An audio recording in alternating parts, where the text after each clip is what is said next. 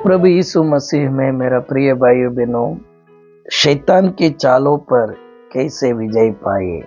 शैतान से इतना तकलीफ मनुष्यों को हो रहा है। शैतान इतना मुश्किलियां मनुष्यों का जीवन में हो रहा है।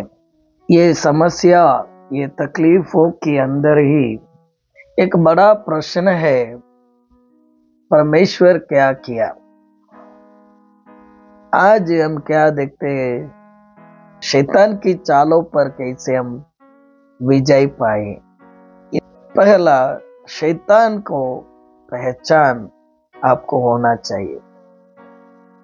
आपका दुश्मन वो कहां से आया और कैसे काम करते हैं, वो क्या करते हैं, वो आप जानेंगे तो ही उनका विरोध कर सकते हो, क्योंकि वो आपका जीवन की विरोध करता है। आप और अपना जीवन और परिवार के विरोध में वो हमला करता है। तो उनको जीतने के लिए वो कौन है, ये पहला आप जानना चाहिए। प्रभु यीशु मसीह दुष्ट आत्माओं को, जो शैतान का आत्माओं जो आकर प्रभु यीशु की महिमा प्रकट करने का नाम लेकर प्रभु यीशु को और उनकी सेवा की विरोध में उनको तकलीफ देने के लिए वो जो काम किया था, उनको वो रोका था। वो जान गया दुष्ट आत्मा इनका सेवा में तकलीफ देने के लिए ऐसा कर रहा है, इसीलिए ईश्वर वो दुष्ट आत्माओं को बोलने के लिए अधिकार नहीं दिया। शैतान किसी अवसर ढूंढ कर रहता है, उनको अवसर देंगे तो वो आ जाएगा, आकर ये काम आगे लेके चलता है। परिवार में छोटा सा झगड़ा शुरू होता है, तब ईश्वर का जो प्रभु यीशु मसीह में जो ईश्वर का प्रिय लोग है, वो शैतान को पहचान कर शैतान को अवसर न दे, वो झगड़ा आगे नहीं बढ़ेगा। उनका अवसर देंगे, वही प्रॉब्लम को आगे बढ़ने देंगे, तो शैतान उनका सारे बुरी कामों की तरफ पूरा परिवार को लेके चला जाएगा। इससे यही कारण है बहुत कुछ परिवार में शांति नहीं, बहुत कुछ मनुष्यों का जीवन में अशांति है, बहुत कुछ मनुष्यों का जीवन बिगड़ गया। इसीलिए ही वो जानता नहीं है क्या हो रहा है, उनका दुश्मन कौन है। प्रभु यीशु मसीह उनका 12 चेलों में से एक शैतान का था, वो जान गया, वो पहचान गया। इसीलिए उनके 12 चेलों को जो बातें प्रभु यीशु कहा था, उन बातों से एक व्यक्ति दुष्टात्मा को जगा दिया है। वो पहचान कर दूसरों को वो कह दिया, आप 12 लोगों को मैं चुना है, तो भी आप में एक शैतान है, इसीलिए मैं ये बात कहता हूँ करके वो कहा था। परमेश्वर की ओर से आत्मा आया, और परमेश्वर का विरोध में जो आत्मा है उनके बारे में भी वो कहता है। सारे सेवा, सारे ईश्वर की उपदेश आपको और मुझे पवित्र आत्मा की सहायता से मिलता है। जो कुछ लोग आपके पास आएगा और वचन की सेवा करेगा और पवित्र आत्मा से है। परंतु अब एक बात जानना चाहिए, सारे यीशु मसीह के बारे में जो बातें करते हैं सब लोग पवित्र आत्मा से नहीं है। कुछ लोग प्रभु यीशु मसीह शरीर में आया, यीशु मसीह को ईश्वर का रूप में अंगीकार नहीं करता है। यहाँ वो भी वो कहते हैं हम भी यीशु मसीह को मानते हैं, हम आपसे ज्यादा प्यार करते हैं, ऐसा भी वो कहेगा। उनको नहीं मानना, क्योंकि वो परमेश्वर की ओर से नहीं है, वो दुष्टात्मा की ओर से है, शैतान का है। दुष्ट उपदेश ये मसीह के विरोध है, विरोध उपदेश करते हैं, तो सच्चा मसीह का विरोध है। ये पहचान कर कर उनको हम क्या करना चाहिए, हमारा जीवन में आगे बढ़ना चाहिए। उनको भी यीशु मसीह का है जैसे नहीं मान लेना। बहुत कुछ लोग अपना विश्वास को खो दिया, इसीलिए ही उनको पहचान नहीं हुआ, वो यीशु मसीह का उपदेश करता है कि यीशु मसीह की विरोध में उपदेश करता है, वो नहीं पहचाना।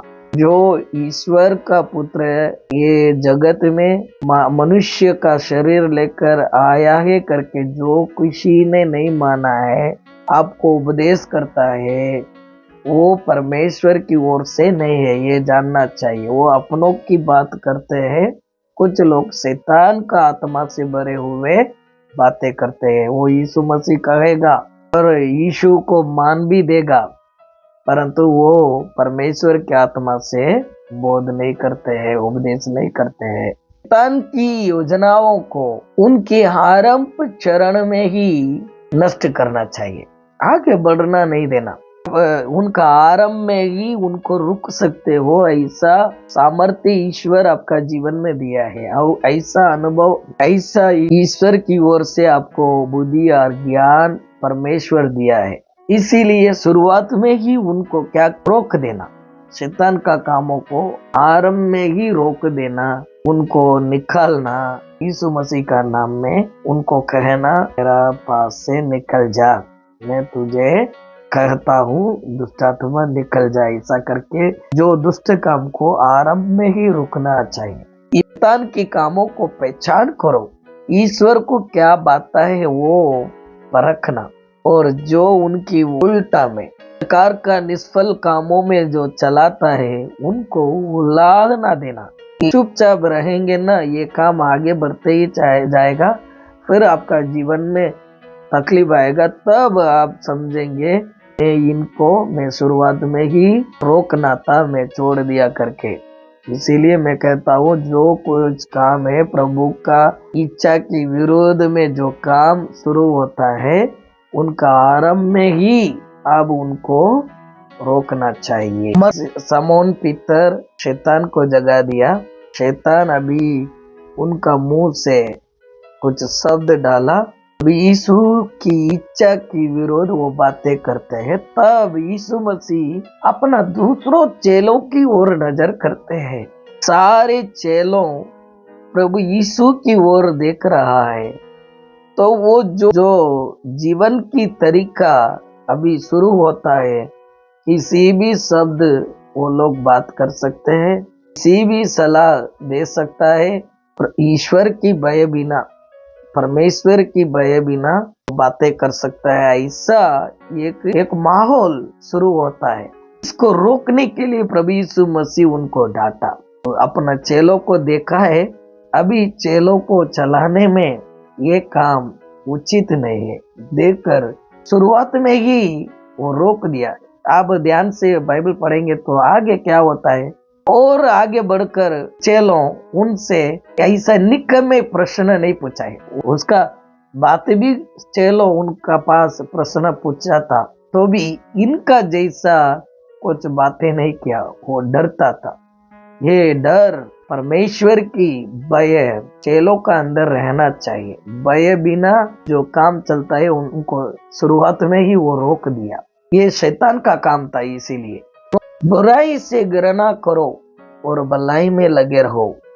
बुराई, जो किसी बात बुराई लगता है उनको घृणा करता ही रहना, छोड़ देना, ना बोलना, तो बुराई काम है, उनमें आनंद नहीं लेना। आप प्रभु यीशु मसीह का बहुत प्यार का लोग हो तो क्या करना चाहिए, बुराई बातों को छोड़ देना, उनमें आनंद लेना आपके लिए बहुत कुछ तकलीफ को ला सकता है। अभी इससे आपका शायद आनंद आ सकता है, फिर तकलीफ हो जाएगा। इसीलिए बुराई को घृणा करना और भलाई में लगे रहना, पुराना जीवन की कामों को छोड़ देना। जो कुछ बुराई काम, गंदी काम मुंह में से कहने से भी, समाज में सामान्य लोगों का आगे ये नाम लेने से भी हमको शर्म आ जाएगा, सब कुछ कामों को नहीं करना। जो कुछ बुराई कामों की वो निकालना, पुराना खमीर को निकालना, फैल जाएगा। चर्च में कुछ अच्छा निर्णय लेना चाहिए, परिवार में कुछ अच्छा निर्णय लेना चाहिए, आपका जीवन में कुछ अच्छा निर्णय लेना चाहिए। पुराना खमीर है, पूरा कूदे हुए आटे को खमीर बना देगा। उससे अच्छा है शुरुआत में ही ये पुराना खमीर को निकाल देना। वैसे ही पूरा जीवन खराब होने के पहले ही ये रोक देना। पूरा परिवार में ये खराब काम फैलने से पहले इन कामों को पहचान होकर पहले ही परिवार में इन कामों को रोक देना। और शैतान की काम चलते ही रहते हैं, परंतु हम प्रभु यीशु मसीह में हम ऐसा नहीं होना। कलीसिया में भी गंदी खराब काम फैलने के लिए नहीं देना। शुरुआत में ही पादरी लोग क्या करना चाहिए, ऐसा खमीर को दूर करने के लिए पूरा कोशिश करना। खमीर का मतलब क्या है? अन्याय और बुराई की बात है। भले बुरे कामों के बारे में पहचान होने के लिए शक्ति होना चाहिए। अब ये पहचान में बड़ा होना चाहिए। अभी भी आप बच्चे नहीं हो प्रभु यीशु मसीह में। आप दिन प्रतिदिन और हर महीने और हर साल अच्छे बुरे कामों के बारे में ज्ञानेंद्रियों की अभ्यास करना चाहिए, बड़ा होना चाहिए। बहुत कुछ काम ऐसा नहीं होना। क्यों उपदेश सुनना चाहिए? अब प्रचार सुनने से क्या होता है? प्रचार सुनने से ये वचन की संदेश सुनने से आपका जीवन में बहुत कुछ तकलीफ दूर हो जाता है। आपको क्या है, परमेश्वर की सहायता जीवन के अनुभव से बड़ा है। बहुत कुछ लोग क्या है, बड़ा उम्र में बड़ा है, वो लोग का जीवन में अनुभव होगा, क्योंकि वो बहुत कुछ बुरी बाबत में वो गिरकर सीखा है। इससे वो कहते हैं ऐसा नहीं करना। परंतु वचन की ज्ञान जिनको मिलता है वो गिरकर और उठकर अनुभव नहीं करता है, वो गिरेगा नहीं। उनका जीवन ऐसा ही अच्छा चलने के लिए परमेश्वर की वचन उनका विश्वासियों को सहाय करता है। परमेश्वर की बेटा और बेटी होकर यीशु मसीह का नाम है, उनका बुरी चीजों को शुरुआत में ही समझकर वहां ही प्रार्थना के द्वारा बुरी चीजों की विरोध भलाई करने का इच्छा रखकर उनको वहां ही रोक दो, तो वो आगे नहीं बढ़ेगा। तीसरी बात है, परमेश्वर के सारे आत्मिक हथियारों को बांध लो। परमेश्वर आपको लड़ाई करने के लिए बहुत कुछ दिया है। ये संसार का लड़ाई नहीं है, ये आत्मिकता में लड़ाई है। का भीतर में वो लड़ाई हो रहा है। ये दुश्मन मनुष्य नहीं है, ये दुश्मन शैतान है। मेरा प्रियो, बहुत कुछ बातों की आप सुनते हो, समझते हो। इन बातों को आप सुनना चाहिए, समझना चाहिए, क्योंकि जो अदृश्य दुनिया में जो कुछ हो रहा है वो आपका जीवन की विरोध में हो रहा है। इन बातों को आप विरोध में विजय पाने के लिए परमेश्वर से मिला हुआ जो आत्मिक हथियार हो, वो लकन से नहीं, पित्तल से भी नहीं, ये हथियारों, ये आत्मिक हथियारों, उनको बांध लेना। सर से लेकर पांवों तक सुरक्षा।